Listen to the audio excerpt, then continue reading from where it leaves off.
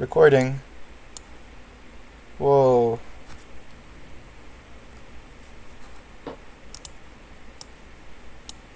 This is a work of fiction, guys. I'm sure you couldn't tell before. We are back to Tokyo Babel. Yeah, I think it is about true facts, you know. Yeah. So we're back at back to Tokyo Babel. This is going to be a fun episode because we will finish the prologue. But I also want to tell everybody that I've done some reading before we get started.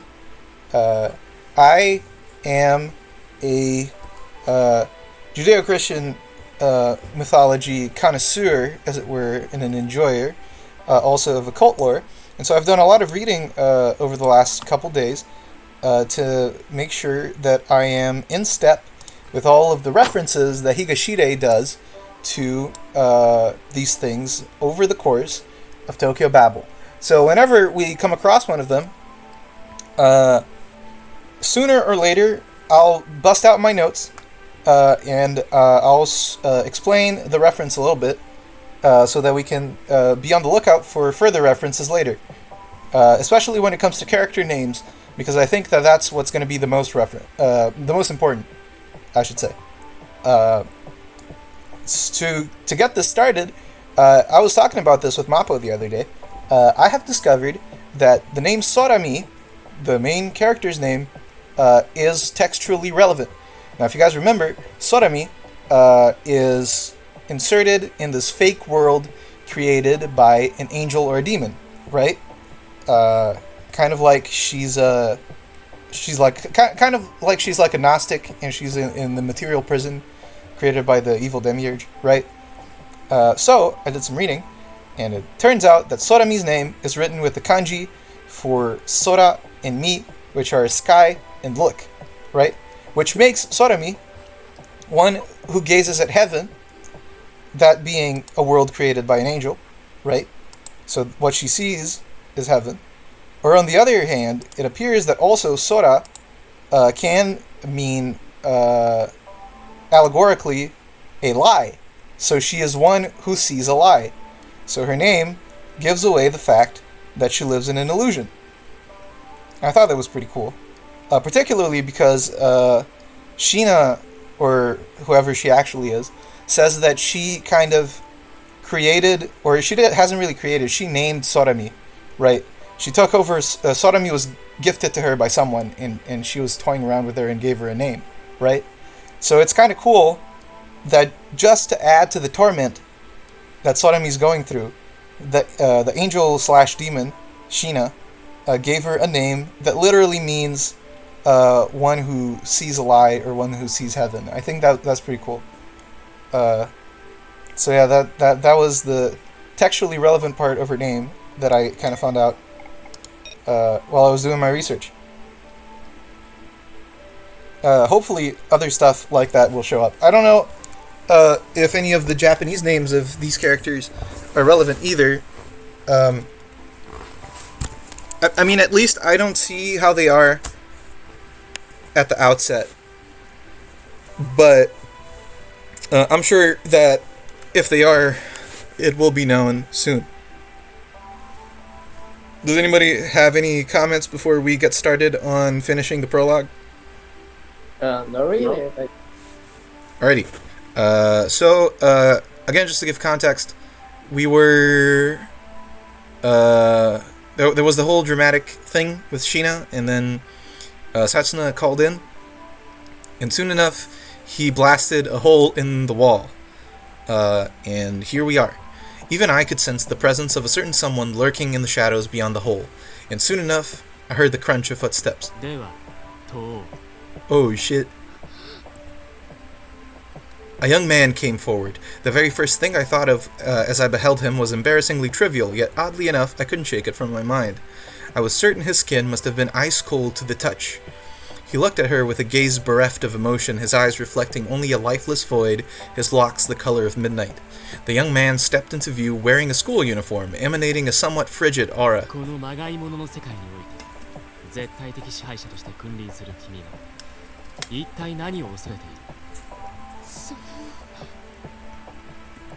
Before she could finish, another unexpected guest entered the fray. それはまあ異物だもんね。それもあれだ。T か G かさもなきゃエボラってレベルで。A cheery feminine voice echoed in the darkness from the same direction as the man's, startling both me and the former Sheena. It sounded familiar. Lilith. Now this is a name that we're going to come back to later as part of the thingy, but the girl slipped out from the cover of darkness, stepping into the light. She wore a dark sailor outfit with a deeply slit and considerably short skirt, her silky black hair glistening in bewitching hues, almost like it was a thing out of this world. And she looks like Yuri, right? The one that was talking to us in the very beginning of the dream, that we also saw the corpse of when we were exploring around with Sheena. Do you guys remember? Yes. Yep. Three things stood in contrast to her dark visage: her milky white skin, a bright yellow scarf, and a scarlet choker. Still, in the hair and the uniform gave off the impression of a woman cloaked in the very shadows she slipped out of, which is also textually relevant to Lilith, but again, we'll come back to that. The problematic bit was her face, though, mostly because it looked awfully familiar. In fact, I just met and spoken to her a while back. Then I stumbled upon her decayed corpse, much to my horror. So, Yuri? She cocked her head to the side, visibly in thought. After a handful of seconds, she struck her palm with a fist, no doubt having come to a certain conclusion. Yuri? Yuri. なるほど。ちょっと会いすぎやしない？ところであなたの名前何だったっけ？ Her only answer was silence and a fierce glare, yet her expression had lost all trace of its former composure. 確かあれなんだったかな。ごめんね。現実だとあまりに雑魚すぎて覚えてなかったわ。黙れ! Oh shit. Enraged, Sheena thrust a hand in her direction. It seemed as if a certain something was with a translucent outline had struck the dark-haired girl, sending a series of vibrant, barely visible ripples through the very air around them. The abrupt, gust-like phenomenon sent the girl's obsidian locks dancing wildly in the air, seemingly come to life like an entity of its own. Her skirt and scarf, too, fluttered lightly, but that was all. I didn't actually see anything, but I knew she did something. It simply wasn't overtly visible to me. あら、結構きついわね。 A fresh rivulet of bright red blood trickled down from beneath her cuff like a stream of molten rubies.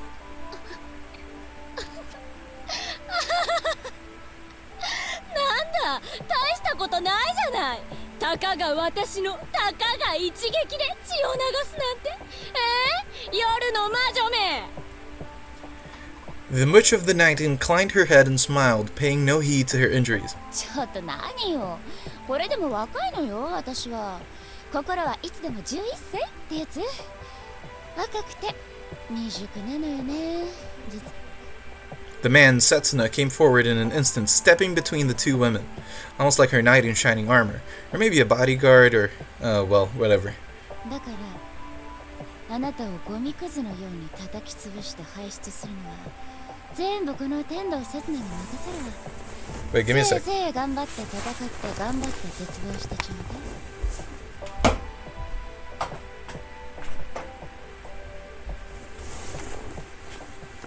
I have returned. その前にクグツ空見の避難を優先すべきではないだろう。 I think you should, TBH. I want to be out of here. He shot a look in my direction as I was still just standing there, completely removed from the prior conversation. His gaze reflected nothing that could be labeled an emotion. As he leveled his gaze on me, I saw no hatred or sorrow, no curiosity or even compassion. He simply looked at me. At the very least, that was what it seemed like to me. 彼女は私が救出する。なのであなたはとっとと自称お強い天使様をぶっ飛ばしちゃいなさい。了解。対象をゲテルに確定する。 I do love Lilith's voice actress. She's also very expressive. And Gethel is not something that I could find any info on. I believe it was made for this game specifically, which might be relevant because they keep talking about how little and unimportant of a cosmic entity she is. So maybe I believe that is intentional. Setsuna then directed his gaze at the young girl he had just referred to as Gethel. 力の天使他者の視力を強奪し隠された事柄を司る存在そしてこの小さな世界の支配者 Robs men of sight and governs the hidden things. ここで問題になるのは君が何を隠しているかだろう黙れって言ってる Ho! In the next moment, I lost sight of Setsuna for a heartbeat. A thunderous, ear-splitting crack echoed within the classroom as Setsuna grabbed Gethel by the head, driving her into the blackboard with tremendous force, so much, in fact, that the two broke through the wall behind it, vanishing from sight. As that otherworldly scene played out before my eyes, I sensed the oppressive pressure I had felt up to this moment slowly dissipating. The realization that I might have been saved began to sink in. あなた大丈夫 The dark-haired girl's tone didn't reflect any genuine concern. Still, I gave her a sheepish nod. 見た感じ外傷もなさそうだしね問題ないか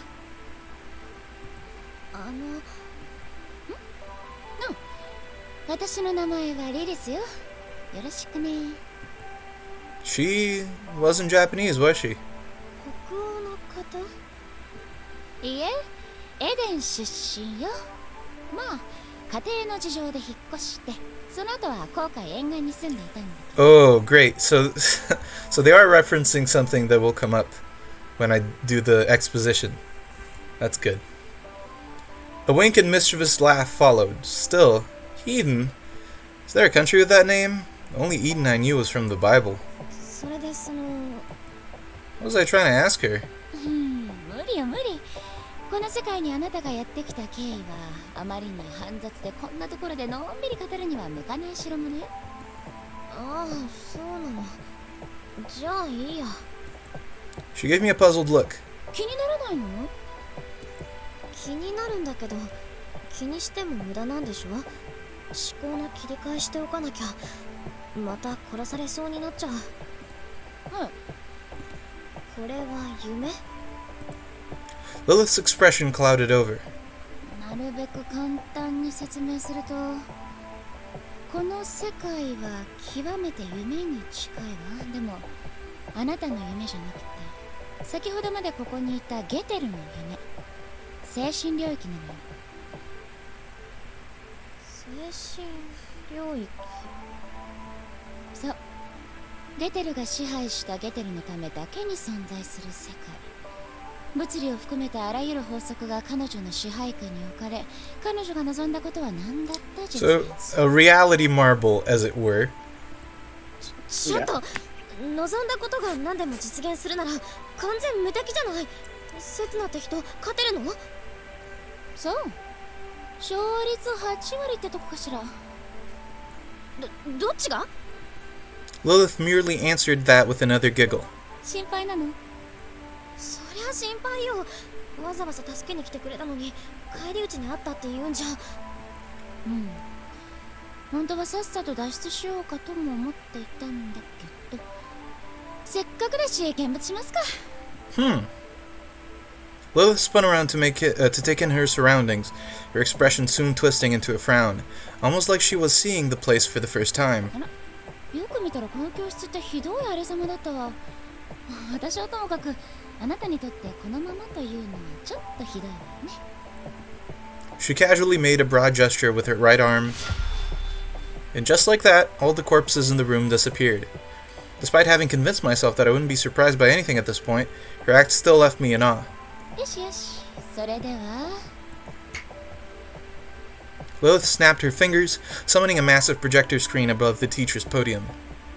It displayed an image, the same hallway I had just explored a short while ago. Setsuna and Gethel stood at opposite ends of the corridor, staring each other down. 西部劇ね Yeah, at a tumbleweed and the image would have been perfect. Setsuna responded to Gethel's openly contemptuous glare with an expression composed enough to be considered unsettling. In fact, composed might not have been the correct expression. He was tranquility incarnate. He did have the look of someone resolved to fight, yet lacked even the tiniest hint of excitement. There he stood in complete silence, his gaze like that of a man who made peace with a hand fate had dealt him. I really love the use of animation in the novel, with all the sprites and the backgrounds and the special effects. That's great. I was expendable.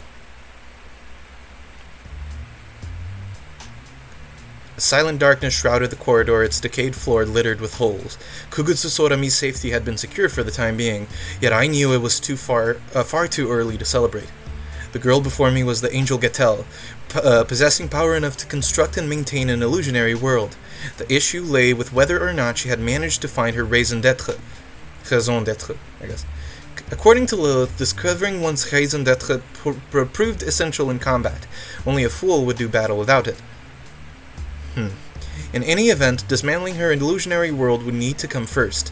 Based on Lilith's prior briefing, there were two primary ways to achieve that: inflicting the necessary damage on either the world itself or its master. If at all possible, accomplishing both would be the most desirable.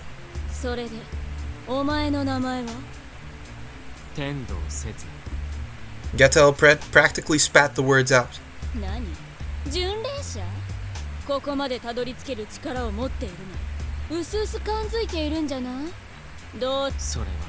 Oh, sorry for cutting you off, Gethel. Gethel considered me for a second, her lips curling into a wolfish grin.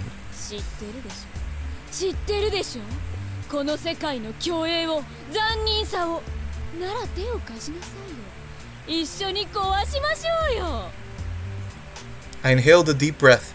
Verbal negotiations would yield no results. そういうのを防ぐために私が召喚されたんだ。君は破壊、私は防衛。互いの立ち位置は明瞭だ。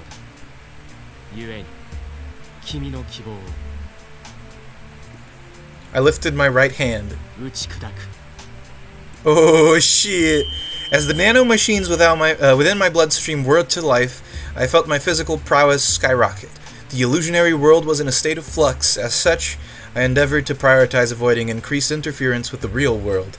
The same applied to making use of my budding skills at magical perception, doubly so against an angel.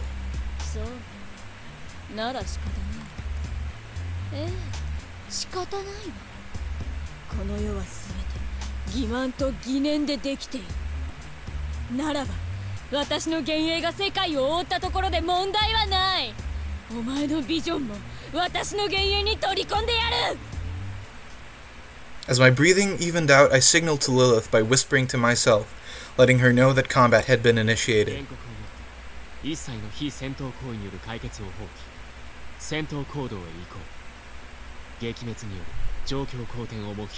Let's fucking go, boys.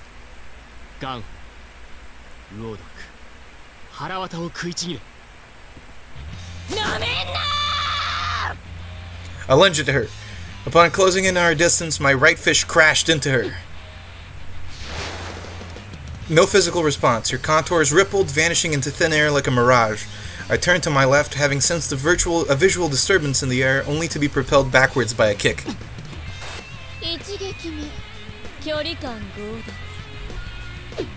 She had rendered my vision impaired. I proceeded to launch a series of kicks in the direction of the freshly materialized Gethel standing right in front of me. No reaction. It seemed she did indeed disrupt my sense of distance, much like she had proclaimed.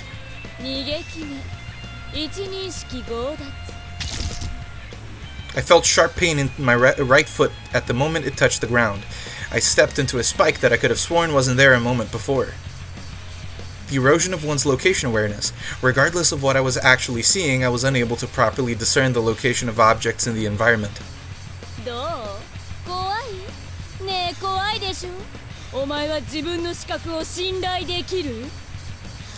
Must have been one of Gethel's abilities. Oh shit.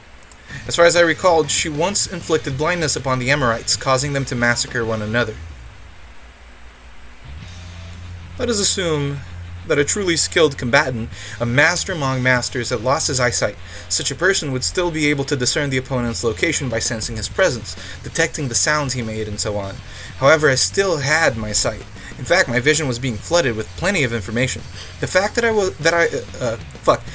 what I saw looked vivid and clear, unlike an illusion, was certainly not helping matters. As such, I elected to stop relying on my eyesight. I had no use for it here. 大して怖くない。もう対応できる。 Gethel's next strike came from 7 o'clock direction. I caught her attack with my left arm while keeping my gaze fixed on her illusion.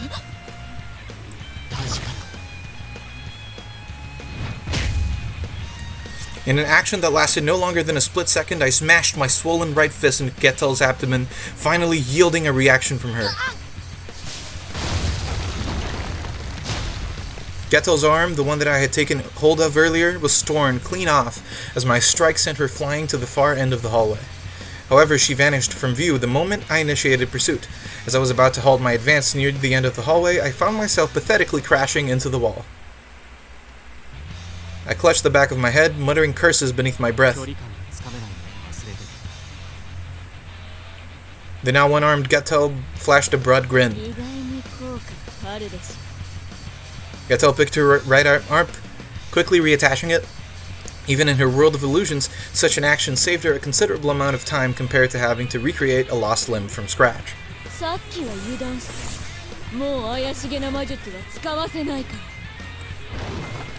Gethel lunged forward with the speed and ferocity of a windstorm, her sharpened nails like the talons of a falcon homing in on its prey.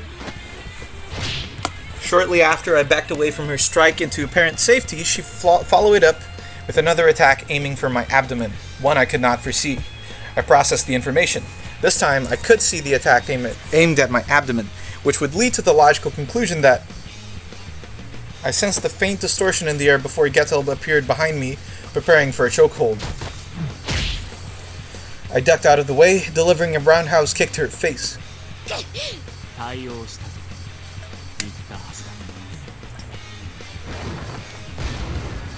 Grabbing the invisible Gethel's face, I kicked myself into the air using a nearby wall, then slammed her into the ground in one swift motion. In the next moment, one of my fingers that held onto her face broke with a low crack. The process continued in various spots along my entire left arm, almost like a chain reaction of broken bones.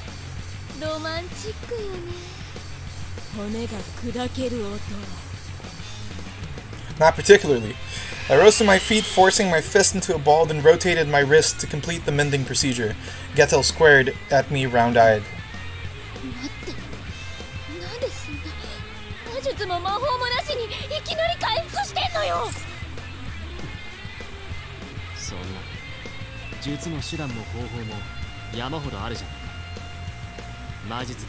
Oh shit, he uses the power of science? No, not science! If I could not restore a broken arm, I would have no place on the battlefield. She appeared reluctant to accept it. After all, this was her realm, a territory under her absolute control, a place that stood as the manifestation of all her hopes and dreams. Hers was an eternal slumber. She drowned herself in the dream most sweet, hoping never to wake. In other words, the path to defeating Gethel was simple. If her dream encroached upon reality from all angles, its tyranny had to be met in kind with destructive force.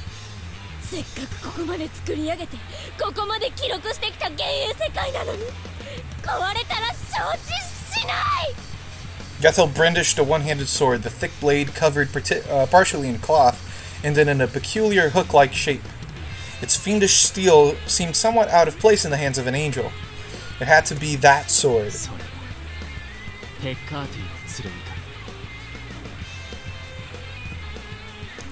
Long ago, a certain poet journeyed to the Hill of Purgatory where he came upon the angel guarding its stone-wrought gates.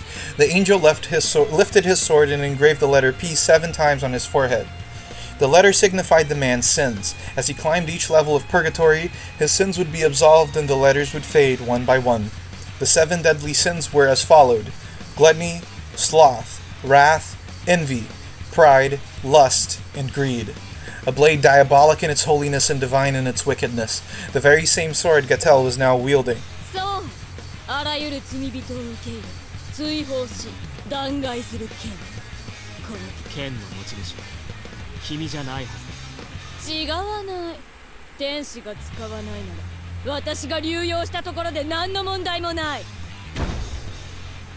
Gethel moved in to attack, and though I made an attempt to dodge her incoming slash, she seems to have boosted her own physical prowess by tapping into the vast pool of magical energies housed within the sword.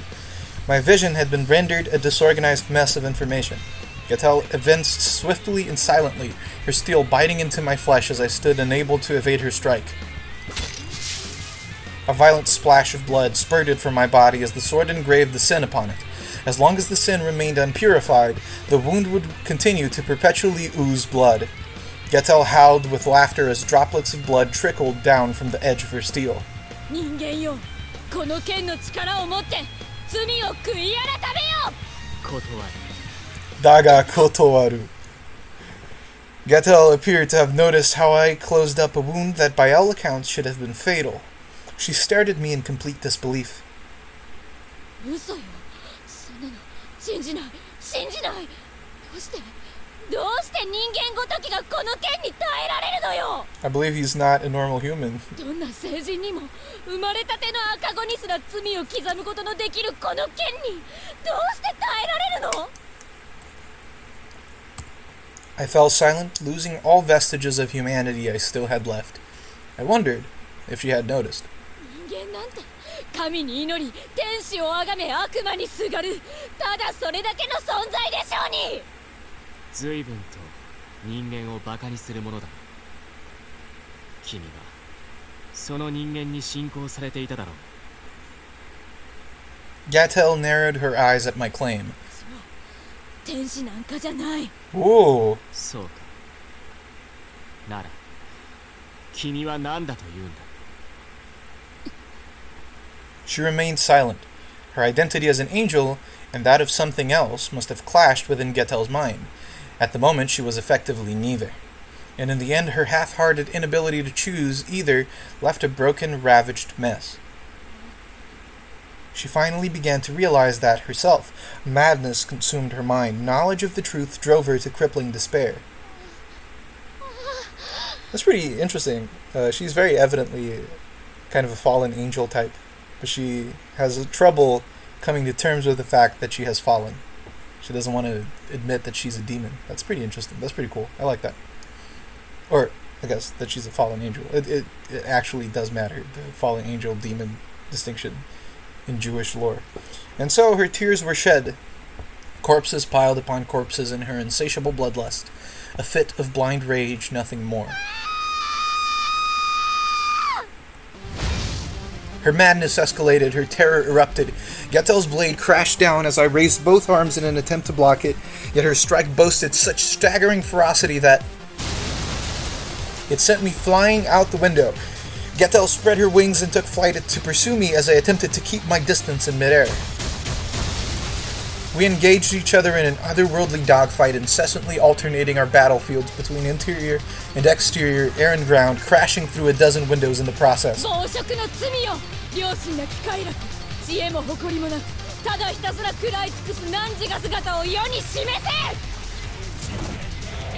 Oh, god damn! As Gethel held her steel aloft, the very earth trembled beneath our feet, splitting open to reveal a monstrous creature the size of a mountain. The beast had a reddish-brown carapace, crimson eyes, and jagged shark-like teeth. A layer of mist haze coiled about its terrible shape. I changed my course midair as the creature's colossal jaw closed at the exact same space I occupied mere seconds ago.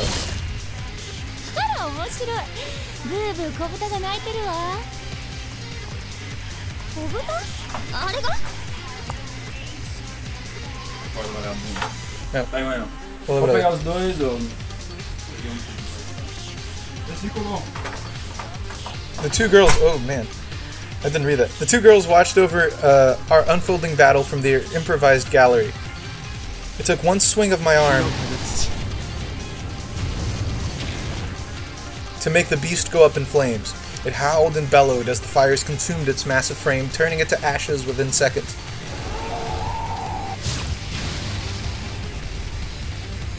The flames even reached Gethel, scorching her wings.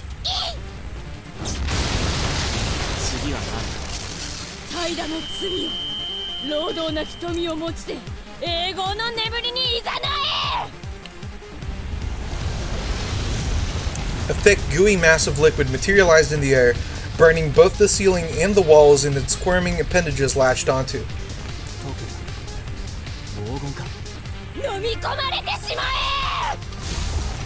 Man, they're really using all of that budget on these monster CGs, brother. I immediately leapt out of the window, only to have the liquid gold slither after me in pursuit like a blob. All that on the prologue. I am questioning myself what will appear in the future. Yeah, I'm pumped. Those monsters look great. What I needed the most right now was a cool air. Lowering the temperature in my right arm to its absolute minimum, I created a cloud. I flinched as a spear of pure gold grazed the skin near my shoulders. The liquid gold changed its shape, seemingly in an attempt to impale me. Could it have been under Gethel's command? Still, I evaded the attack. I made the cloud release a considerable amount of cool rainwater at a distance, close enough that I could feel the very heat of the molten gold on my skin. The liquid gold hissed and sizzled as it solidified, allowing me to use it as a foothold to close the distance between myself and Gethel. Gethel readied her sword.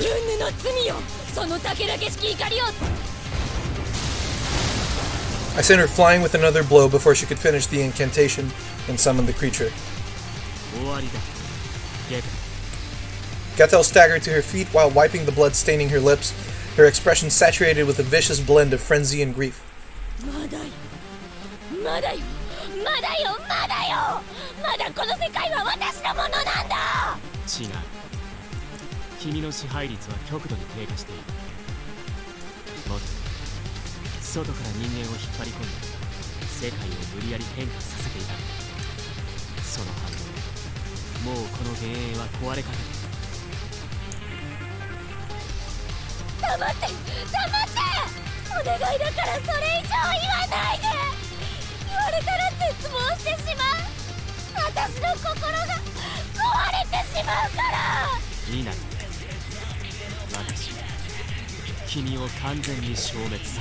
Let's fucking go! Gethel attempted another frenzied swing in my direction, her voice now a desperate howl. Yet no matter how much power her Bacati sword could command, its steel had no effect on me. I caught the blow with one hand. I thrust my free arm in front of her face, transforming the cells of my hand into an electrical generator. A terrible discharge of electric current shot forth. The resulting discharge struck her body as a bolt of fierce lightning. Gethel collapsed onto the floor with an audible thud, almost like she had been just shot by a high-caliber cannon round. Moments later, I heard a low, splintering crack. I shot a glance at my surroundings, discovering a thin crevice on the wall near Gethel, its surface littered by dozens of vein-like cracks resembling a sheet of broken glass. The sheer amount of damage Gethel had suffered weakened the dividing line between reality and her illusionary world. Deciding to use this spot as its starting point, I casually thrust a hand into the weakening fissure. I turned towards Gethel, completely ignoring her desperate attempt at pleading.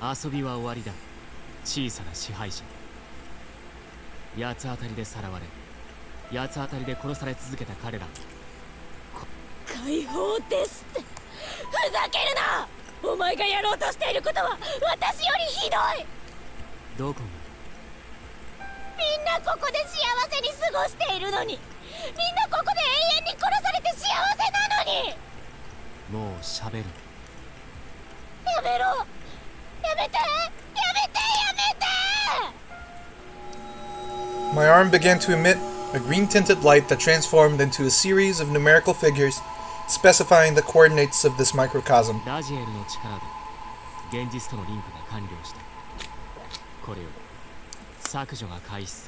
Raziel also going to come up. And with that, the process began, resembling the work of a gargantuan vacuum cleaner sucking up and disposing of all things that once constituted this world. Naturally, we were no exception either. As I found my consciousness being dragged back into reality, in the blink of an eye, I caught a brief glimpse of the world nestled in the crevice between the real world and this illusionary one, a vision of my past. What I once was, human in nature, yet denied human treatment, a being transcending mankind. I found no point in dwelling upon it. My primary concern was to return to reality, destroy Gethel, and safely extract Kugutsu Sorami. That was the most that I could do.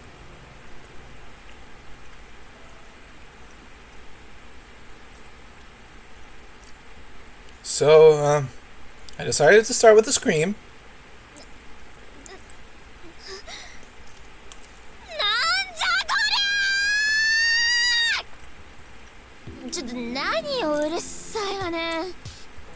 Lilith covered her ears, grimacing. I honestly could not care less at that moment. The scenery stretching before me was of far more importance.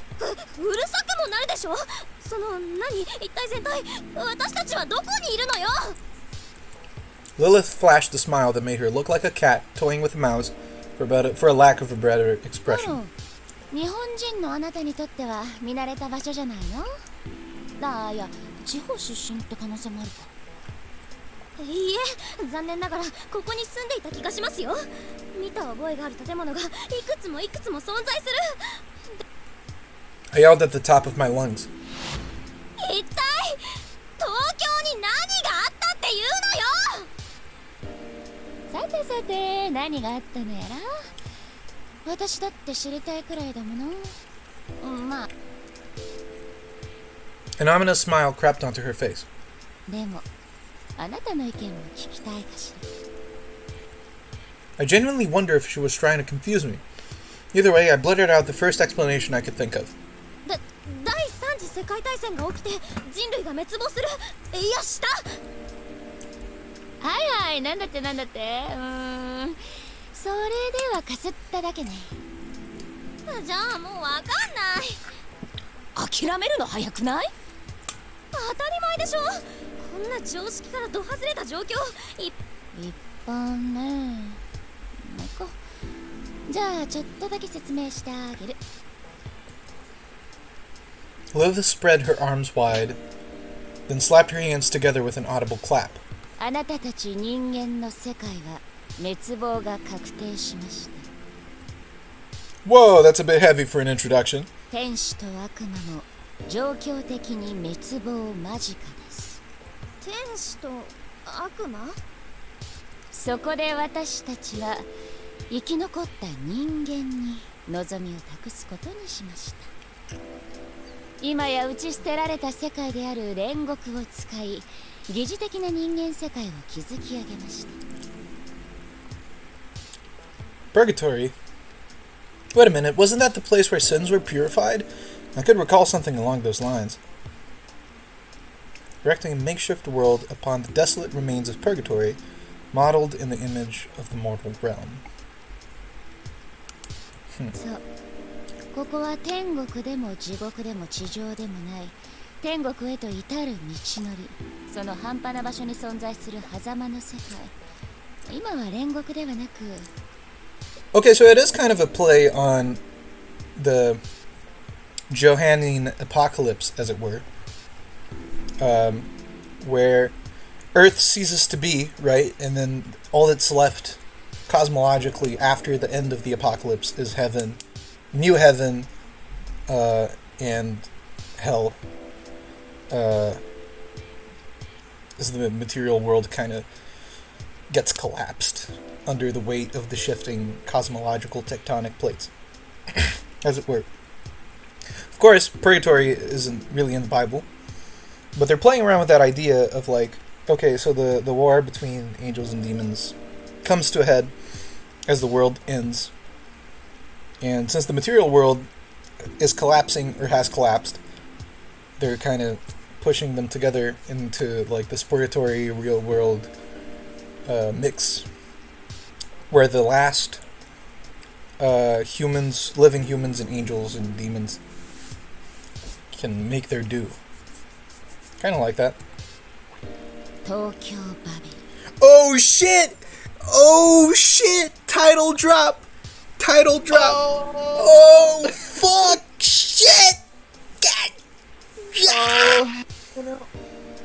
Oh hell no, man.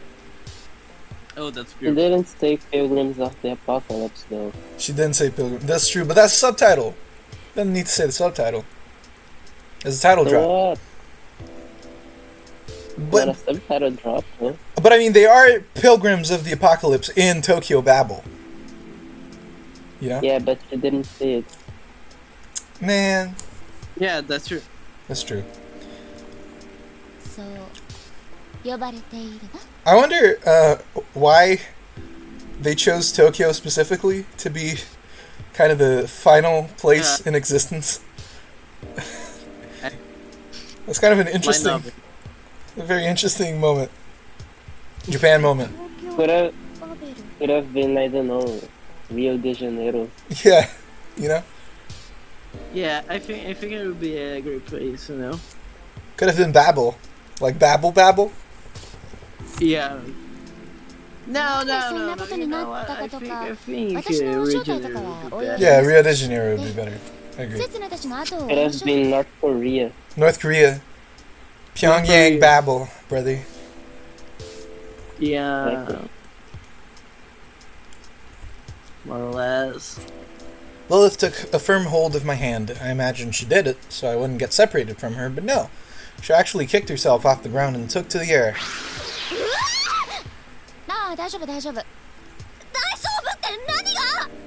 Looking over her shoulder, Lilith flashed a positively mischievous smile. I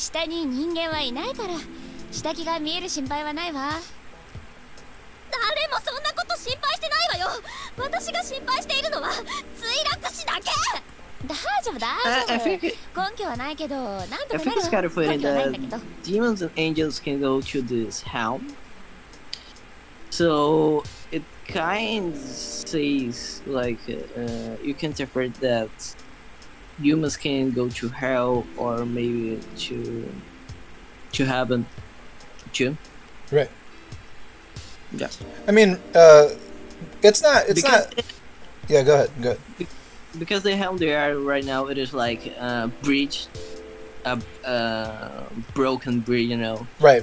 But that still works if the guy make like a good jump for the bit on the bridge, he can arrive at the other place of the bridge. Right.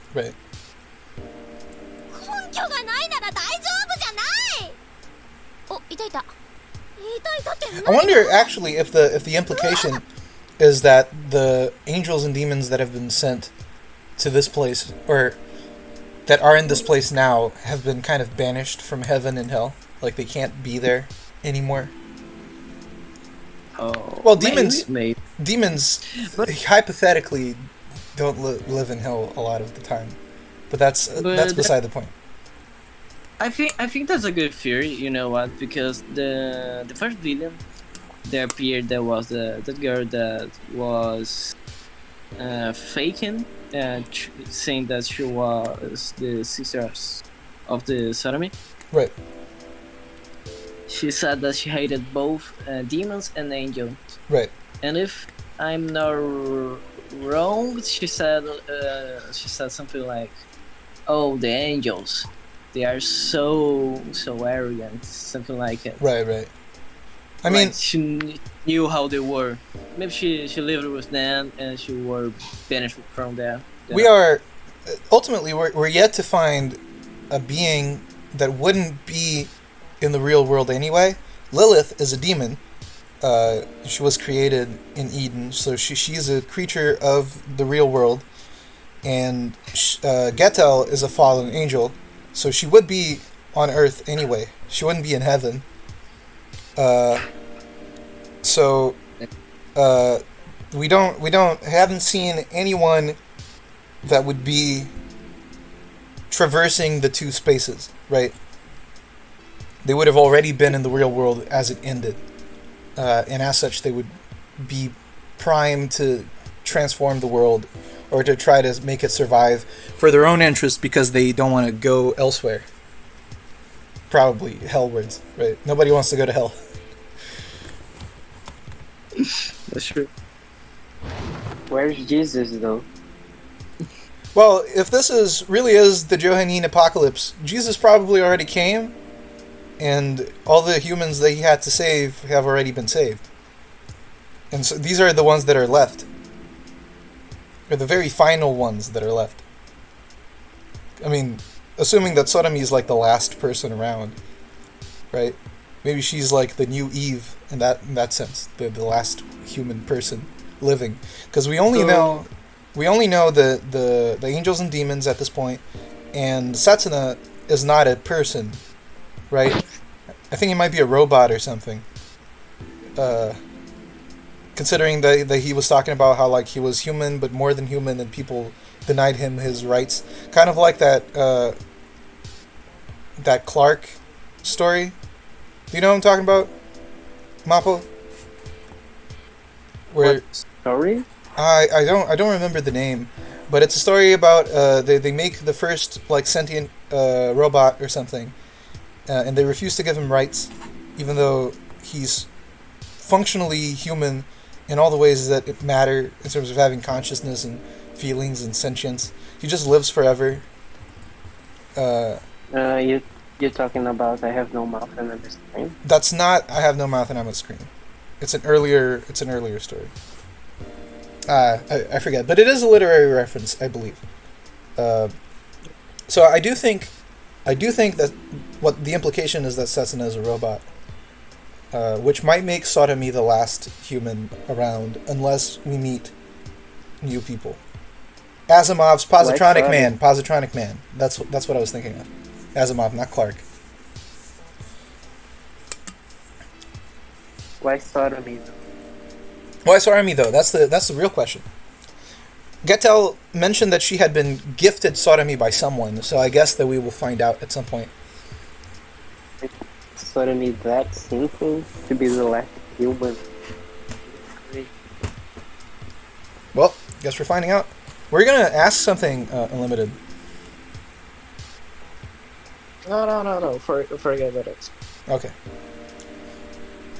Well, Gethel, my former sister, had wounds all over, her clothes having been reduced to a frayed, tattered mess. The numerous burn marks pockmarking the cloth were no doubt caused by that bolt of lightning that struck her earlier. I was beyond trying to make a sense of the situation. This was all too much for me.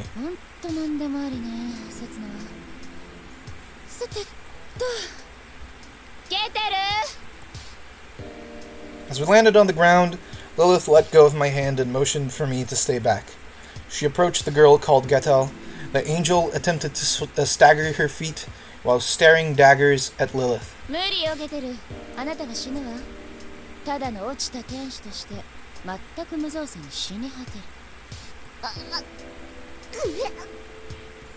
Lilith considered Gethel with a sinister smile, her gaze cold as ice. 天使とて人間を殺戮したくなるのであれば、人間が天使を殺戮し返したとしても仕方がない。あとさらに言うなら、あなたの持ってるこの剣。Lilith bent down to pick up her fiendish blade resting at her feet. これ、あいつのでしょ。盗みはいけないわね、盗みは。あなた彼にも天使なんだから。Of course, Lilith would be kind of mad at people stealing things, but you know. Gethel returned Lilith's mockery with an intense glare. Her words devolved to a cry. 死ぬものか死ぬものか死ねば私でなくなってしまう仕方ないことよリリスお願いリリス何でもするから命だけは助けて Lilith shook her head. それは無理よあなたはあらゆる規律を破った懲罰ではなく自分の優越のために絶望を送って人を殺し天使の武器を盗み幻影の世界に端撃しただってそれはなぜ壊れたの死ぬ前にせめて私たちの役に立ちなさい精神を汚染されたあなたは何を見たの Are we finding out the plot? Gethel turned pale as chalk, her lips trembling, dreading to part. 言わないじゃなく言えないね Gethel's gaze shot from left to right, her body still trembling violently. 第三者からの圧力だとすると誰になるのかしら A faint laugh spilled forth from Gethel's lips as she, ignoring Lilith's question, began muttering to herself. 世界もう進むべきじゃない戻ることができず進むしかないのなら立ち止まるしかない The ultimate rebellion, I guess. Trying to rebel against the natural progress of things. 立ち止まってそこで永遠を楽しむの？なんというか大敗的な考えね。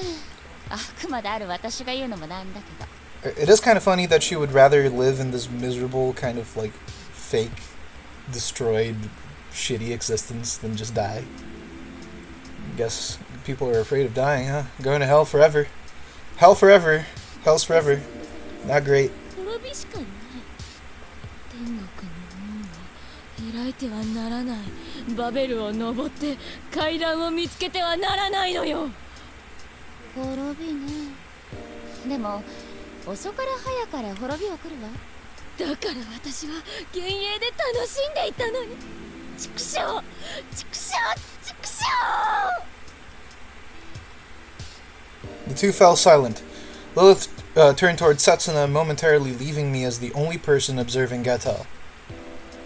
Gethel looked deep into my eyes, smiling. The near palpable wickedness of her grin made me retreat a step or two.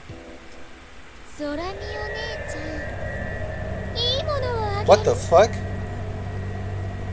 Lilith was trying to tell me something. Perhaps she wanted me to get out of the way. Was it just me, or did she appear visibly agitated? Setsuna, who had been on standby in the air, came soaring to my side immediately. Yet even with the gift of foresight, he still would have arrived late. Gethel's last-ditch effort at exacting revenge had been fulfilled simply by leveling her gaze on mine. Wait, sorry. And moments later, the world itself distorted before me. Jamming. Through an act of hacking, cracking, and violent forced intrusion, my eyes ceased to be mine. I screamed at the top of my lungs, collapsing to my knees as I covered my eyes. I felt my senses ravaged by something transcending mere pain. My brain was in complete disarray, simply trying to process the sheer volume of information flooding in its deepest recesses. Program status, property, system information, file information, basic component information. A violent shockwave of information shook my senses like a swarm of myriad insects buzzing right next to my ear. Completely disregarding the fact that others could have been watching, I messily vomited on the ground. Setsuna placed a hand on my back. I appreciated the concern, but yeah, I wasn't okay at all. Give me a sec. This is having some trouble here. Let me pause you. We're back. Yeah, I wasn't okay at all. ゲテル、あなたの目を移植するなんて最後の最後にひどいことをしてくれたじゃない? Gethel responded to Lilith's words with a brittle laugh, her tone seemingly pregnant with both hatred and grief. くぐつ空見、人間よ、見なさい、見なさい、見なさい。私が見たもの、私が感じたものをそのままくれてやるわ。大丈夫よ。最初はなかなか見えないでしょうけど、すぐに慣れて見えるから。ゲテル。 Lilith's warm, compassionate tone interrupted her. Gethel went on, her voice a miserable rattle. いいわ、殺して。もう何も見えない。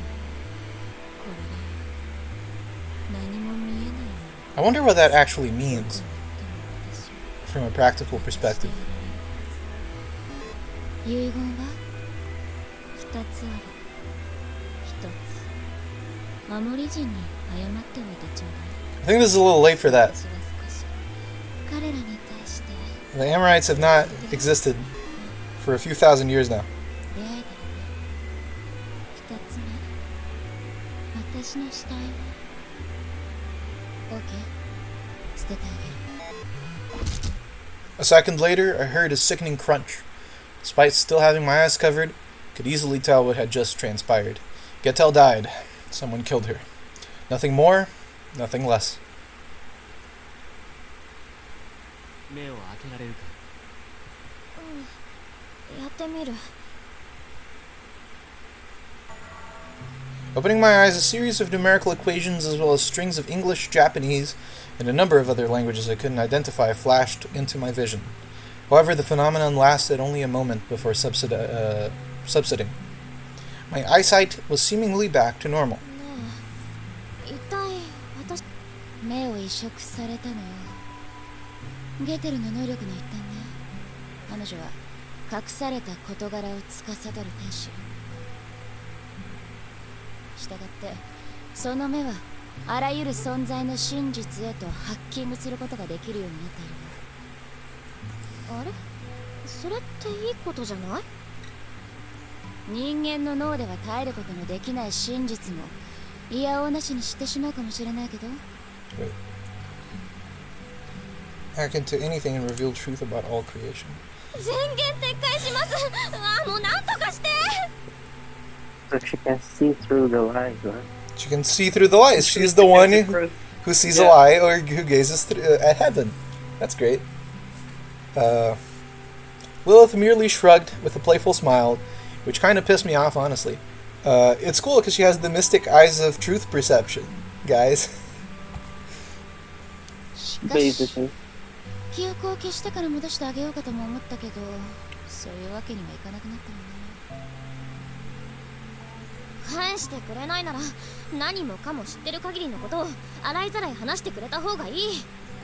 リリス、私はゲテルを運ぶことにする。ああ、待って、それなら一緒に彼女も連れて行くわ。この世界の果てを見せておいた方が。 Show us.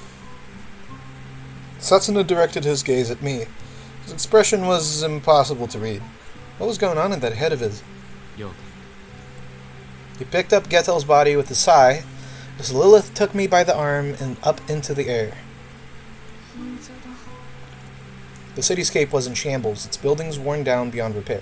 I think it's relevant that it's Ginza, because in Shin Megami Tensei, often Ginza is important as a location, and it's often also pretty fucked up. Tokyo is kind of the SMT place, and SMT is always about the apocalypse, or a play on the apocalypse, the biblical apocalypse, thus being about a conflict between humans and demons, or angels and demons, and humans in the middle. So I would assume that the choice of Ginza here was a not so subtle reference to that. 銀座ね。これで無事この階層が解放されたわ。まったく一番最初のクエストでこれよ。 So Ginza is now free. やられるったらあれしな。 Whatever that means.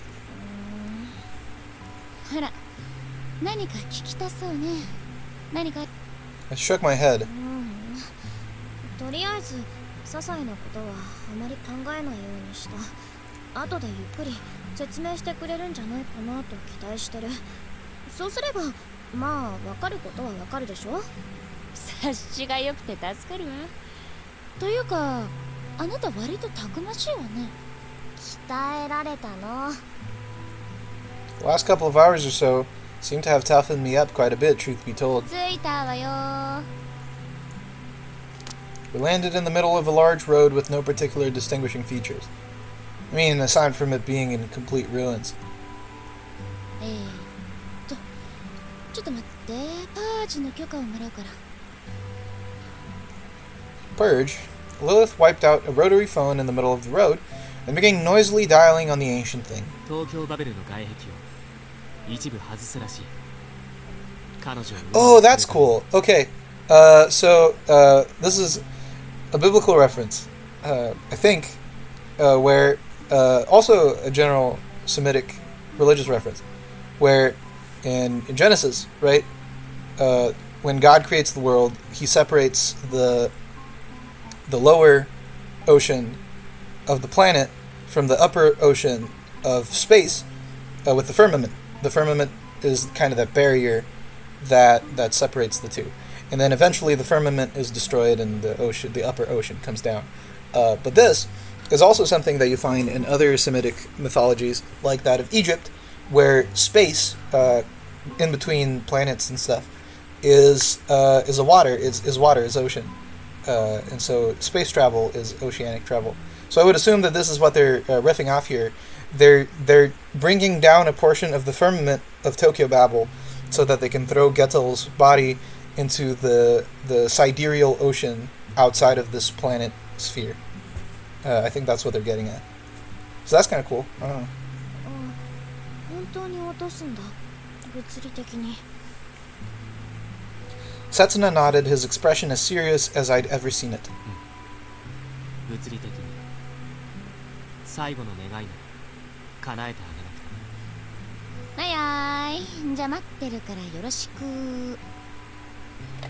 Lilith slammed the receiver down as I watched on in a daze, loitering about the surrounding area. Moments passed and I found myself awakened to the oddness of the scenery around me.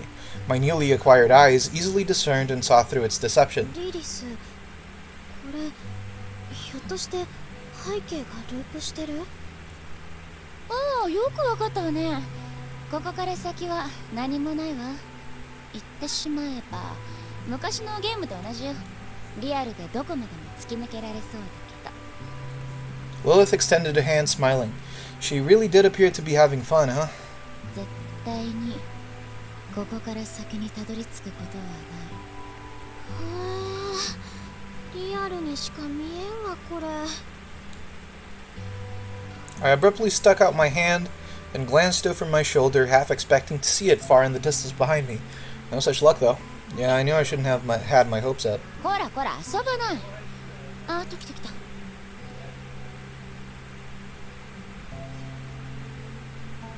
As Lilith cast her gaze skyward, so did I, spotting an odd-looking creature, bird perhaps, flying our way into the horizon. 鳥か飛行機か。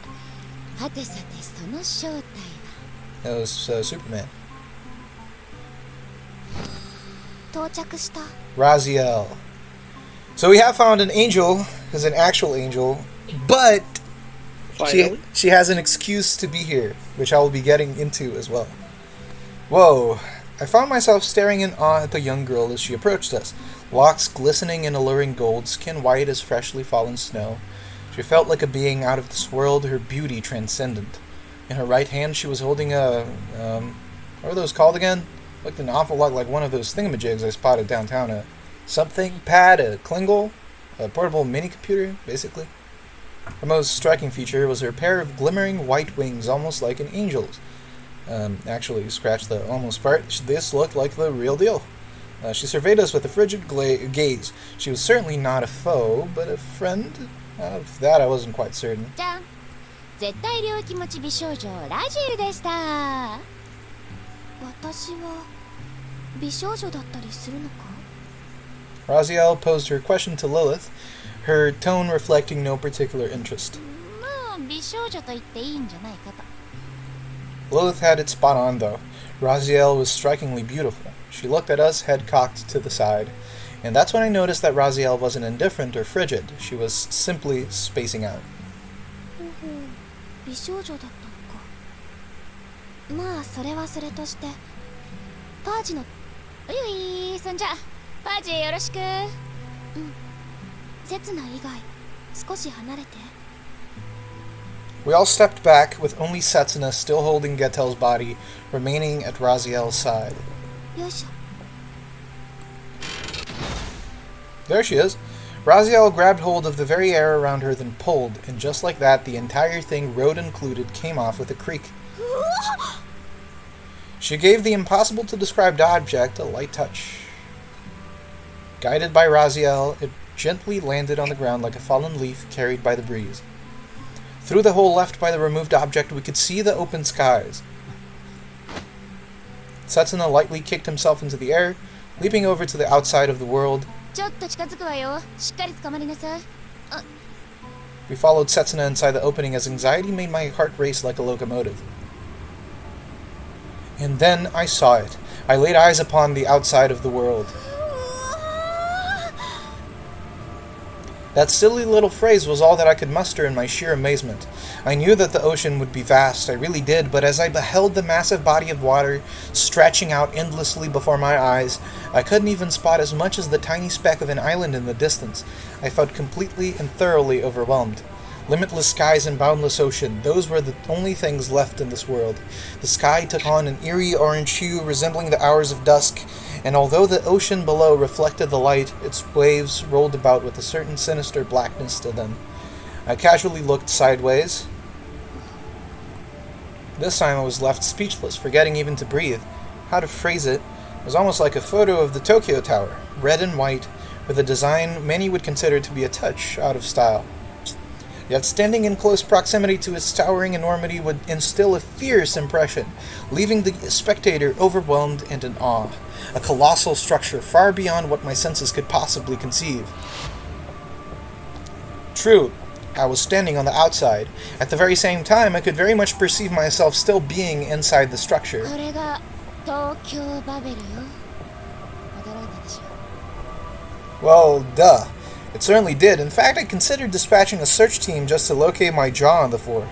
さてと、ラジエル、ちょっとこの子お願い。 And with that, Lilith handed me over to Raziel and grabbed me by the nape like she was handling a kitty cat. Honestly, it was kind of scary. Lilith and Setsuna stood on the outer walls of Tokyo Babel, their bodies slanting diagonally, mostly because the wall itself was slanting as well. 落とすよ。 And as Setsuna signaled to Lilith in a dispassionate tone, the latter stepped closer to Gethel's body, caressing her hair. Hints of pity and compassion swam across her features in turbulent waves. とこしえの中に苦労の秘密。さようなら。最後。君も何か一言あるだろう。 Setsuna turned to face me, his words dispelling the fear gnawing at my heart. I looked down at the lifeless body of my former sister, her features peaceful in slumber like death. I had no memories of my past any longer. They were all gone without a trace, leaving nothing but vague concepts in their wake. シーナ。そのさようならっていうか、全然さようならって気分でもないけど、でもやっぱりその。 The tears came without warning, much to my own surprise. After all, this was the very same girl who plotted to murder me. And if Setsuna hadn't come to my aid when he did, well, Gethel would just have carried on through with that plan without a shred of a doubt. But her death still made me feel a bit sad, a sense of loss prickling my heart like a tiny needle. Setsuna let go of Gethel without uttering another word. Her body plummeted through the air in slow motion, heading slowly but surely towards the waves below. The law of inertia, on the other hand, propelled us ever onward. It seemed like the whole of Tokyo Babel was on its way somewhere. The soaring purgatory drifted farther and farther from Gethel's falling body until I had completely lost sight of her.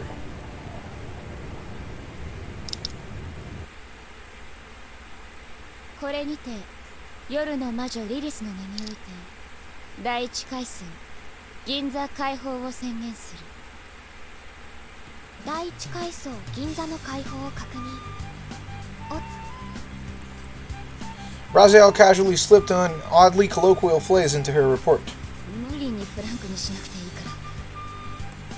そう。ところで一つ聞きたい。 Raziel's gaze drifted in my direction. I immediately straightened myself in reflex. ああ、セツナはともかくとして、こっちは初対面だったか。 Indeed. Raziel nodded, her fingers dancing on the surface of her tablet to check up on something. She then made me press a finger against its screen, never once letting her gaze leave my face. Raziel innocently cocked her hand to the side, producing the sort of expression that would kindle a fire most peculiar and indescribable in one's chest. I could call it cuteness, or a certain natural charm. Well, something along these lines, either way. 記録にない。 Oh, I see. 大方、ゲテルが勝手に引っ張ってきたんでしょ。 One sec.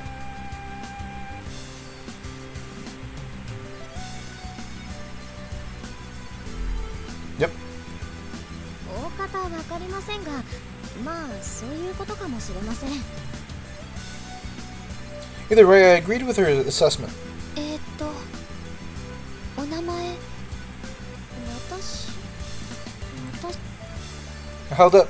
My name was Kugutsu Sorami. Was it really, though? I mean, surely I had a proper name and a life to call my own. But the way that I was now, I had nothing left, nothing at all. くぐつそらみで一つよろしく。くぐつそらみ。カッコ仮とかつけておいてくれると嬉しいかも。将来本名を思い出した時のために。 I wonder if that's gonna happen.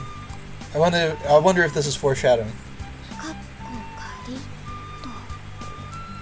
と。いいのそらみ。ラジエルはよほどのことがない限り訂正を許可しないわよ。 You kidding me? まあいいです。普段はソラミと呼んでくれれば。了解。ソラミカッコ仮。Okay. カッコ仮は削ってください。ソラミカッコ笑い。いじめか、いじめだろ。ラジエル、彼女はソラミと呼んでほしいそうだ。了解。じゃあくぐつソラミ、どうか今後ともよろしく。そしてお気の毒様。お気の毒ですか。 Well, I guess it did go through hell.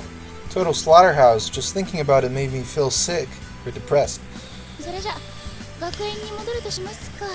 そこで一休みして第2回戦について考えましょう。学園？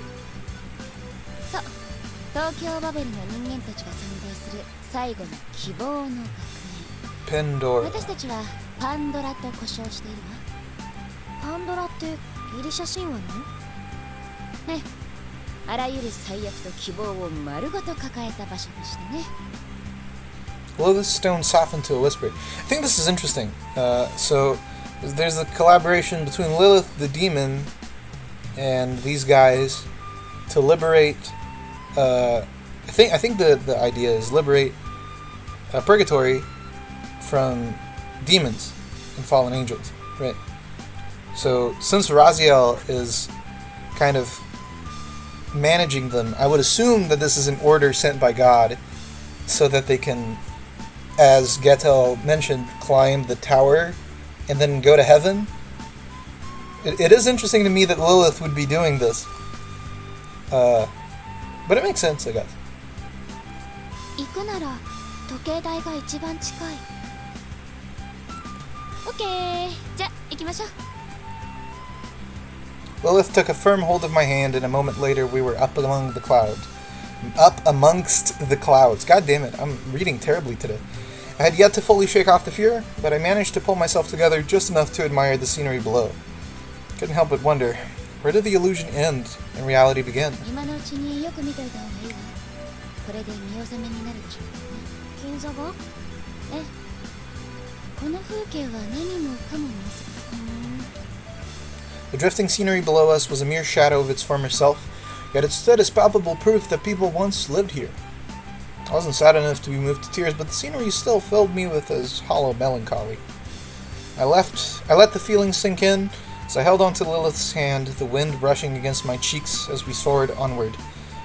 Where would this road lead me? Would something await at its conclusion? I had no idea. Not anymore. My thoughts were occupied with one thing only. ねえ、セツナ。 The wind grew in intensity, practically howling in my ears. Still, I raised my voice just enough to overpower it. 言うの忘れてた。何かある？助けてくれてありがとう。 Setsuna appeared somewhat surprised. ちょっと待って、ソラミ。私には何かないの？え？ああ、ありがとう。感謝する気がこれっぽっちもね。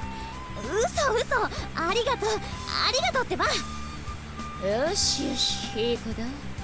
リリス、口調だけ厳かにしたところで今さら。せやわね、気分の問題よ、気分の。 As conversation kept us busy, our trip to the clock tower felt a lot shorter than it actually was. こんな場所が学園なの？いいえ、学園は合ってないようなものだから。ただまあ、出入り口を確定できる場所はある程度限定されているのね。第一階層のこの時計台から学園に入る場合、地震を1、分子を9、秒子。 Setsuna nodded, then proceeded to follow Raziel's instructions in setting the clock tower's huge clock towery hands in the required positions. And just like that, the clock's massive faceplate opened with a heavy, emphatic sound of a railway coupler sliding free. 入るわよ。 Lilith leapt into the clock tower without bothering to wait for my response. It was pitch black inside. I tilted my head, but couldn't even make out the entrance I had just come through. All I could see was darkness in every direction. Then all of a sudden, I sensed Lilith descending. I felt the air pressure shift, but that was all. I began to question my own vision, unable to tell if I had my eyes open or closed. That is until I came upon a bright, luminescent spot. Was this how babies felt in their moments before birth? Or were they too busy shivering in fear at the thought of emerging into the cold, harsh reality to mind anything else?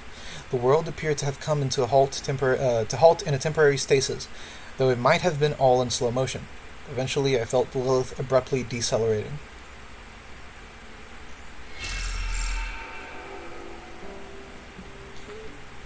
The OP has still not played.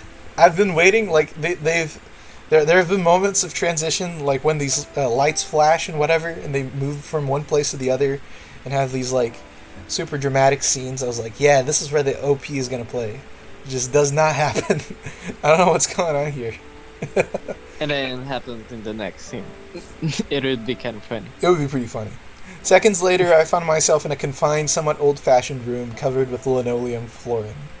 In most schools, those would be like the night guard's office, or the caretaker's room. Either way, the room gave off that kind of atmosphere, or rather, that was precisely what it looked like. お風呂もあるし、冷蔵庫には食べ物もあるわ。お腹が空いたんなら何でも食べていいわよ。カップラーメン食べたければポットにお湯があるから。Get to know that demons also enjoy their fill of cup ramen. でも勝手に使っていいの？いいのよ。ここは私たちが使っているんだから。私は外にいるから今のうちに着替えておいて。Setsuna left the room without waiting for an answer. I had nothing to change into, though. ほい、これが空見の着替え。This one. The piece of clothing she handed over was something I'd been intimately familiar with. Strikingly yellow in hue with black lines on the zipper. In short, I was staring at a tracksuit. 私、青色がいい。はいはい、小豆色は譲らないわよ。They seemed more fixated on their preferred colors. Well, I would have been fine with anything, really. Still, if I had to choose from these three, I would have easily picked the yellow one. All I needed was a katana for the picture-perfect image. Kill Bill! Man, Higashide really loves his movies, doesn't he? I slipped out of my school uniform and into the tracksuit. Having just done that, I was already feeling lighter. Raziel, 洗濯お願い。Powerful image. Raziel took Lilith's clothes with a nod, then directed her gaze at me. 制服。It would be the thumbnail. あ、いいんですか？ Raziel responded with another nod, prompting me to hand over my uniform. じゃあ、また。Raziel then left the room, and in her stead, Setsuna entered. Lilith filled a pair of teacups she had fished out from the cupboard with tea, then offered them to me and Setsuna. さ、飲んで飲んで。 God, I'm reading so terribly today. I'm sorry. どうもありがとうございます。 I blew on the tea a bit, then promptly took a few sips, allowing the warmth of the hot, bittersweet liquid to sluggishly travel down my throat and into my stomach.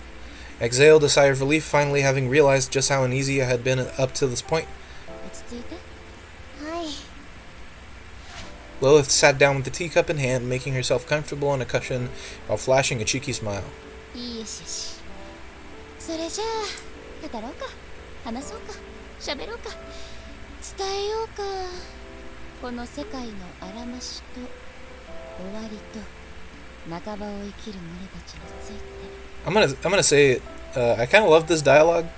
The dialogue is great. It has great flow. The language is cool. The characters are all. The voice acting is fantastic. They're all very expressive. I love the voice acting. It has great poetry to it. It flows really well, even when you read it. It just kind of moves fluidly. I don't know. I like it. Yeah, it kind of reminds me of Apoc. And with that, Lilith, the Witch of the Night. Okay. Well, I don't have what to comment. I read the first volume of Apocrypha many years ago. Oh. And it was a fan translation. Okay. Mapo, so maybe Mapo would like to say something. I think I don't Mapo, think so. No, Okay. I would not. he would not. You're not okay. I'd didn't- rather not. I didn't take issue with the dialogue of the novel when I read it, but then again, it wasn't as good as this because it was fan translated. the dialogue certainly was not the problem that I had with Fate Apocrypha when I read it. Let us put it that way. Okay. And with that, Lilith, the Witch of the Night, set about telling a tale that would open my eyes to the truth of this world, an otherworldly account to rival the Arabian Nights, a nightmarish legend in the vein of the Revelations, the Revelations being John's Apocalypse. A tale about Tokyo Babel, the soaring fortress that feared no god nor any man. She spoke of their own kind, angels and demons writhing under the eye of God, and of mortal men fated to bear his terrible trials. She went on and on, weaving the story into form. Opening time! Yay! I'm gonna pause the video. The long black hair. He definitely evokes... Yeah, it kind of reminds me of Alone of the Lost Canvas, who represented Edge. Right. And also, it also kind of reminds me of Heydrich, as it were, from Oh, a little bit. A little bit. I don't think that much, but I uh, think You it guys reminds me wanna- more of. You guys want to stop here? that's what I was thinking of No. doing. I think this is a good stopping point. Oh, Well, before we go, I did want to talk about the notes that I made about character names.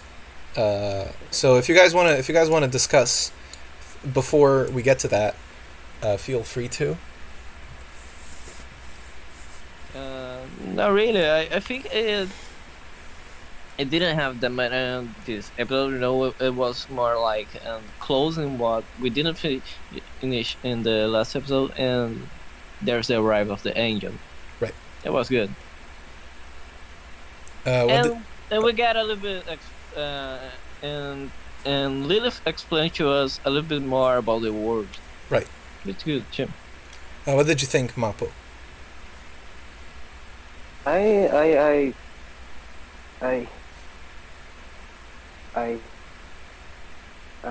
You?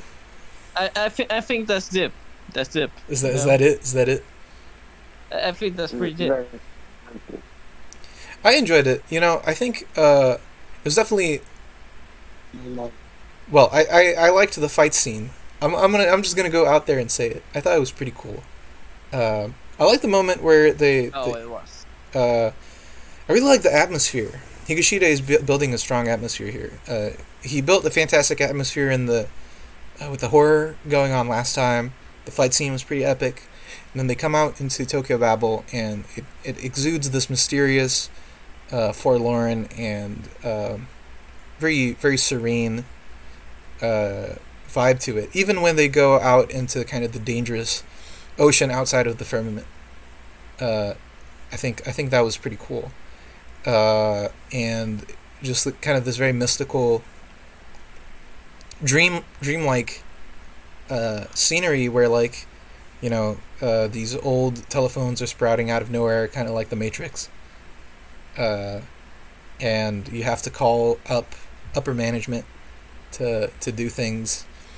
And you have to travel by, like, changing the hands of a clock tower. I don't know. I really like that. I really like the world that he's building. And the very dreamlike, ruined, distant feel of it that's vaguely real and vaguely not. That's a very powerful vibe. It's definitely quite intriguing for me. I would say that is his greatest achievement so far, outside of creating or writing very good dialogue. But if nobody else has any comments to make, then we can go. I was interested about Setsuna. The what? Especially Setsuna. Oh, Setsuna. I'm interested in Setsuna's case. Right. Because everything up until now, it was like this mystic, biblical canon themed things, no? Right. And then Setsuna is introduced as being this product of science, and you're, as the reader, you're just taken off by that, and then there's that flashback that's very, very serious Right. in a way. I think Setsuna is kind of like a messiah. Maybe. It did send me some interesting kind of Jesus allegory vibes of like Yeah. being denied by humanity and killed, right, as a monster kind of thing, unjustly. Perhaps he's like science Jesus. Science Jesus. That's a powerful statement. Science Here. Jesus. Holy shit. I definitely am very interested to see what they do with his character. I feel There is something. Yeah, go ahead.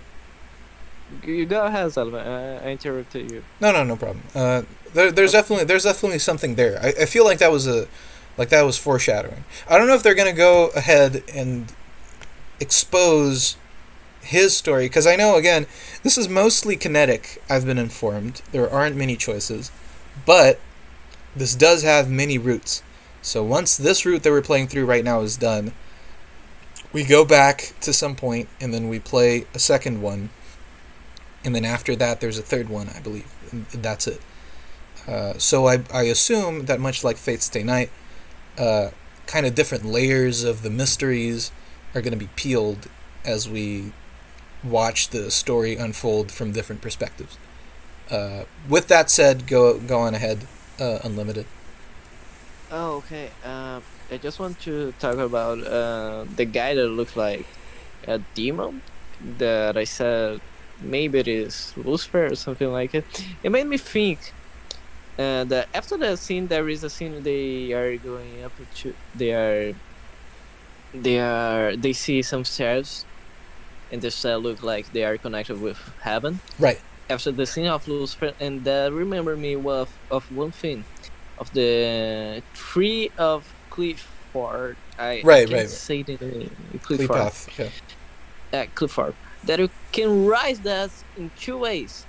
Or you get to the bottom of it, or you get to the top of it. Right. And I just thought that they maybe get on the bottom of it. That's why Lucifer appeared. Right. You know, maybe they will make the reverse way. Well, let me get into that, actually, now that we can nerd out about Judeo-Christian myth a little bit. So, two characters show up from my notes here. The first is Lilith, and the second is Raziel. And I'll make an observation about Klippoth as well soon. So Lilith, I think people are familiar with either in the demon form or in the Evangelion form, and neither of them is very complete. So the thing about Lilith was that originally she was not from Judeo-Christian myth. She was around in Mesopotamian Babylonian myth as a class of demon called Lilu or Lilitu. They're both different things, but they're interrelated to each other. Demonic beings that lived in remote regions, and then they either preyed on pregnant women by causing them to die in childbirth or miscarry. They killed babies and sexually preyed on young men. They were associated with insanity and the wind. To an extent that when the Lilu and the Lilitu got imported to Hebrew mythology, they got called the Lilith, the Lilioth rather, then later the Lilith, the plural Lili, right, meaning the night demons, the demons in the night, or the demons in the wind, connecting to that Sumerian part, which is why they do the wind thing. There's the wind reference when Lilith is describing herself, or Gethel is talking to her earlier. So Lilith were first mentioned in Isaiah in the Bible, in terms of Hebrew myth, and then later they were extrapolated upon in the Babylonian Talmud, which was the Babylonian school of Jewish biblical interpretation that was extra canonical. So the rabbis of Babylon living, or the Jewish rabbis living in Babylon, were extrapolating on biblical text by incorporating elements of epic and legend.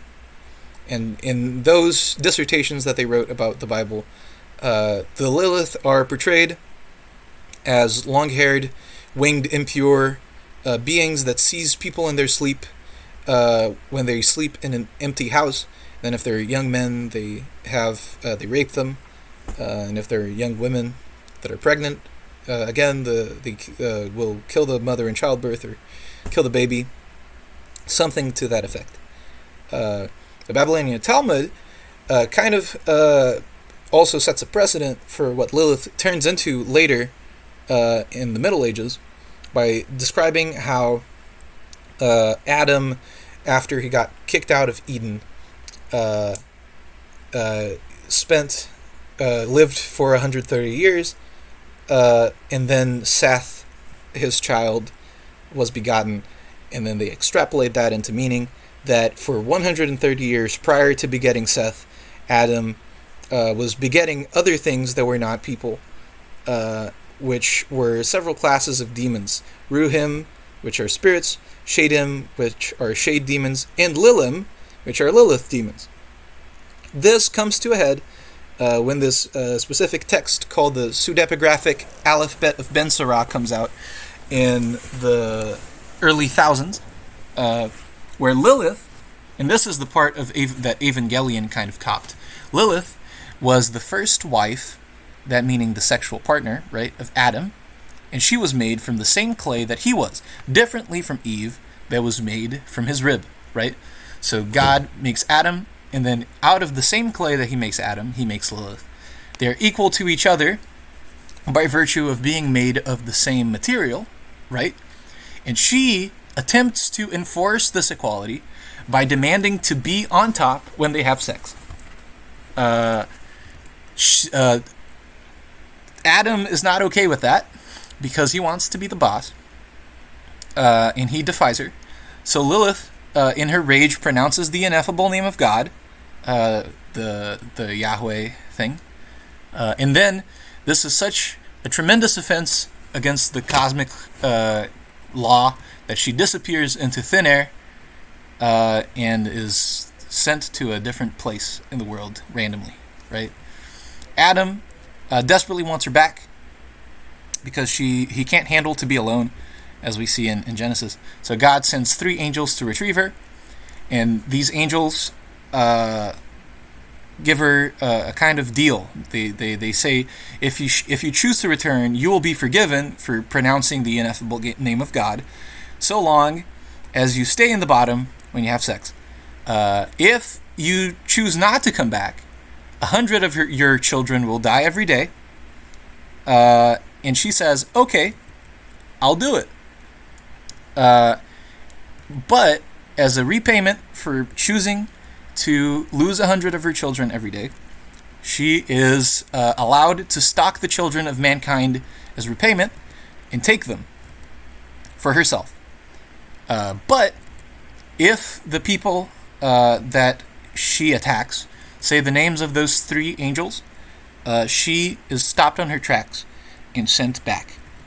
So that is the figure of Lilith. Lilith, I assume that's why she is portrayed as kind of a motherly figure, right? That hates stealing. Why? Because Lilith is a mother, ultimately, that takes babies because she loses the babies that she has, and she wants to be with mankind in the form of Adam.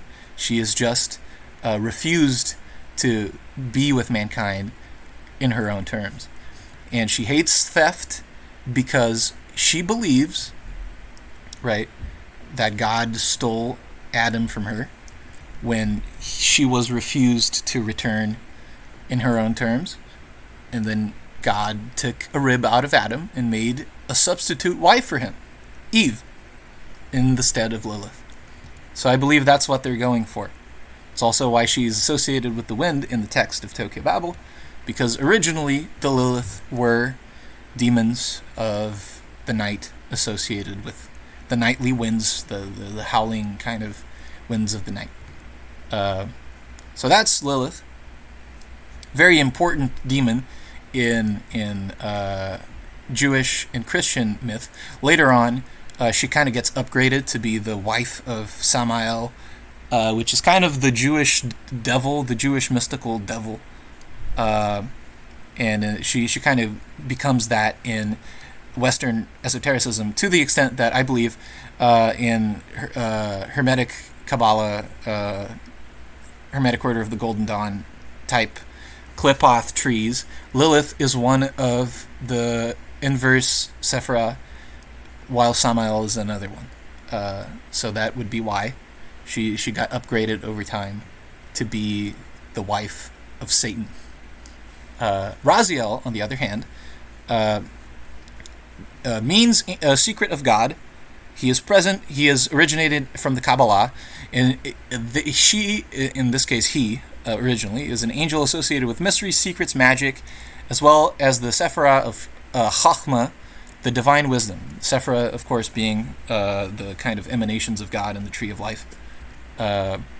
So the two things that are attributed to Raziel are that he was the writer of 2 books of magic that exist today. First was the Sefer Raziel HaMalach, which he supposedly gave to Adam, and then later the Sefer haRazim, which he supposedly gave to Noah. And these are books that contain divine knowledge that he acquired by sitting next to the throne of God and writing things down that he heard. Both of them concern angelology, astrology, numerology, and theurgy, including the invocation of pagan gods, as well as warding and healing spells, amulet crafting, and esoteric lore.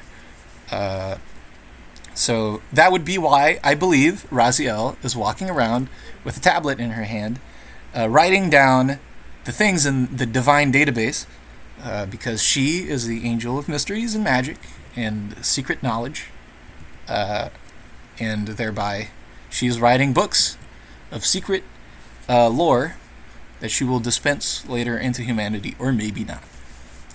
So that's all the stuff that we're talking about. Qliphoth is going to come back, by the way, if and when we meet characters that are also associated with them, just like Lilith is. But the nuances of the Qliphoth are something that I'm going to let to the side to discuss later,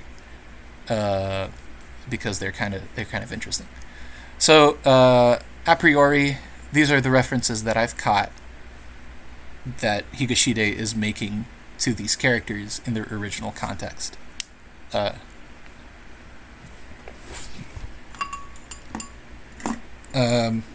shit! Yeah.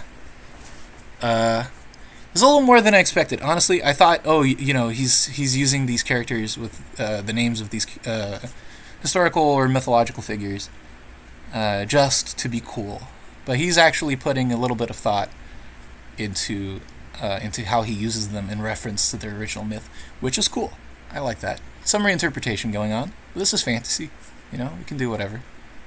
I definitely like it, though. I want to see where he keeps taking them in the future.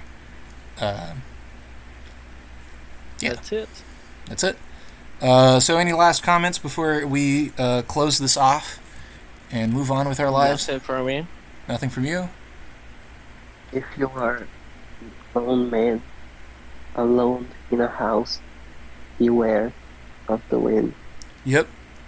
If you don't sleep in an empty house, you're going to get raped by Lilith in your sleep and father some demons, just like Adam did.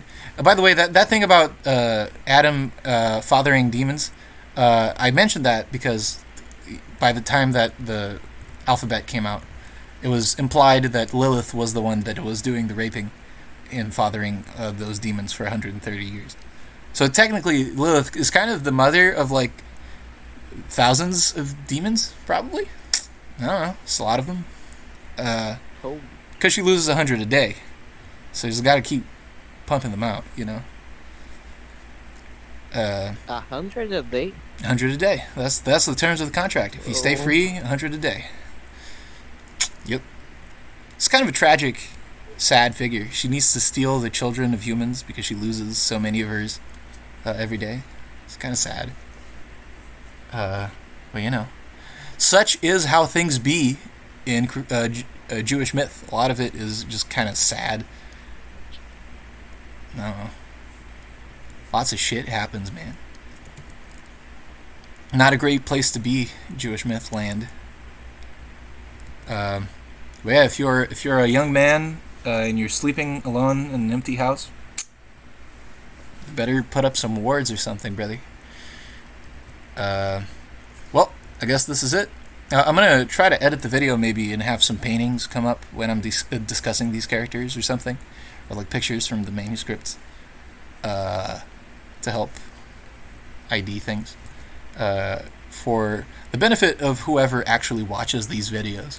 I'm sure at least one person does, right? So, yeah. See you guys again next week when we continue reading, and that's gonna be fun. Yeah.